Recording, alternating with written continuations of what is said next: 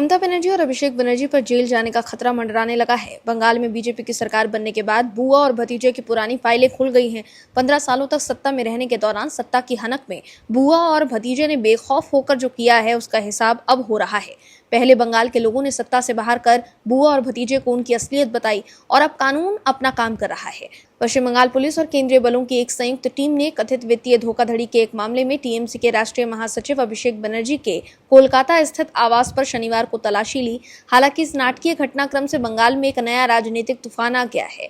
पश्चिम मेदिनीपुर के शालबनी थाने की टीम के नेतृत्व में और कोलकाता पुलिस की मदद से चलाया गया ये तलाशी अभियान तड़के 3 बजे के बाद शुरू हुआ और 4 घंटे से ज्यादा समय तक चला। वहीं अभिषेक बनर्जी के घर पर पड़े इस छापे से ममता बनर्जी भी हिल गई है। क्या है पूरी खबर बताते हैं आपको इस रिपोर्ट में। दर्शकों, ममता बनर्जी के भतीजे और टीएमसी नेता अभिषेक बनर्जी के घर तड़के सुबह करीब 3 बजे पुलिस ने धावा बोल दिया और घर में मौजूद लोगों को आवाज दी, लेकिन किसी ने अंदर से दरवाजा नहीं खोला, जिसके बाद काफी देर तक इंतजार करने के बाद ताला तोड़कर पुलिस घर में दाखिल हो गई।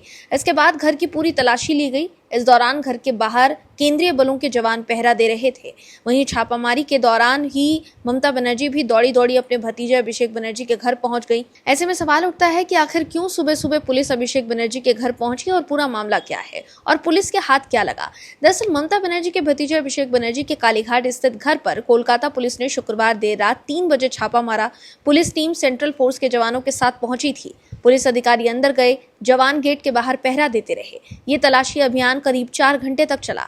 वहीं छापे की सूचना मिलते ही ममता बनर्जी तुरंत अभिषेक के घर आई, थोड़ी देर रुकी, फिर वापस चली गई।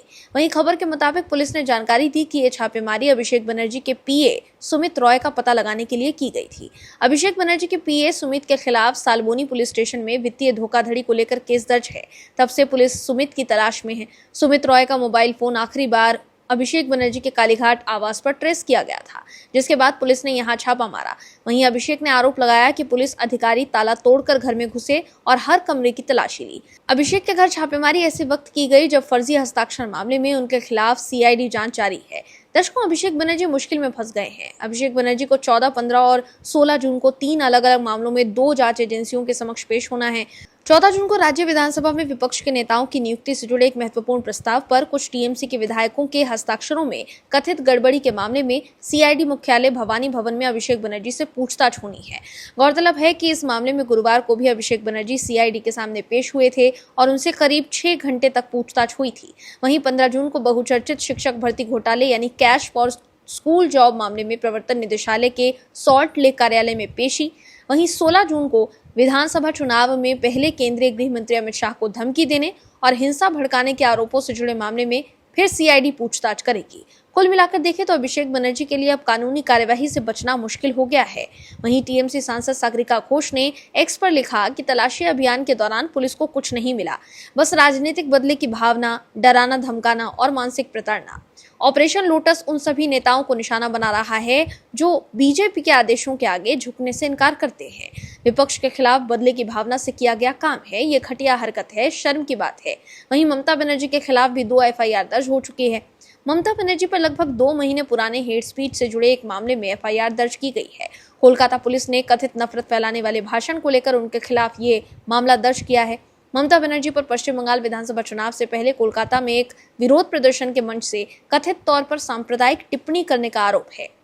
शिकायतकर्ता का आरोप है कि ममता बनर्जी की इन टिप्पणियों से सांप्रदायिक नफरत भड़की। उन पर विधानसभा चुनाव से पहले कोलकाता में धरना मंच से कथित तौर पर सांप्रदायिक टिप्पणी करने का आरोप है।